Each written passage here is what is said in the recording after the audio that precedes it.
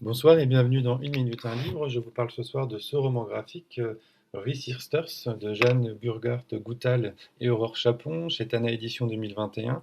Donc un roman graphique sur la question de l'écoféminisme.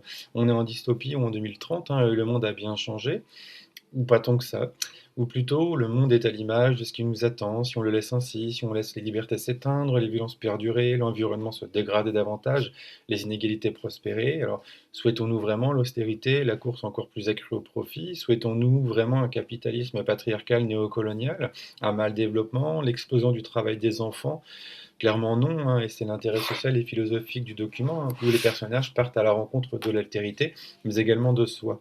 Donc le fil de l'écoféminisme tend à pointer ce que pourrait être finalement le monde, une pensée post-coloniale, de la solidarité, de la sororité, une écologie profonde, le partage du travail du care, plus d'éthique ou encore de l'écosexualité. Le roman graphique rappelle également une réalité centrale. Le changement climatique affecte de manière disproportionnée les femmes, en particulier les plus précaires. L'accès à l'eau, à l'alimentation, charge du care accrue, exposition aux violences, migration forcée, donc des risques écologiques qui renforcent les inégalités de genre déjà existantes.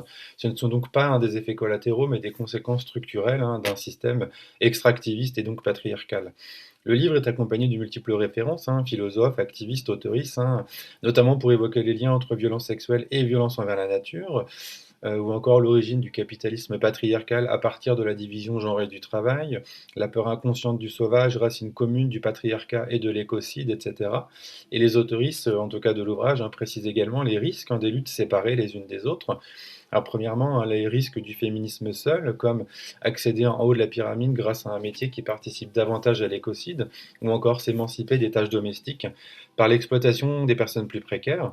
En deux, risque de l'écologie seule, on pourrait avoir créé des parcs naturels protégés en expulsant des populations autochtones, ou encore interdire les voitures polluantes sans donner les moyens aux plus pauvres d'en changer.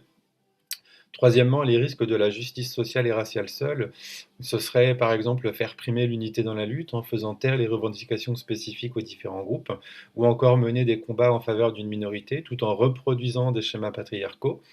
Et enfin, les risques finalement du post-colonialisme seul, ce serait rattraper les pays développés en accélérant l'exploitation de ressources naturelles, ou encore obtenir son indépendance et subir une élite locale corrompue qui confisque le pouvoir.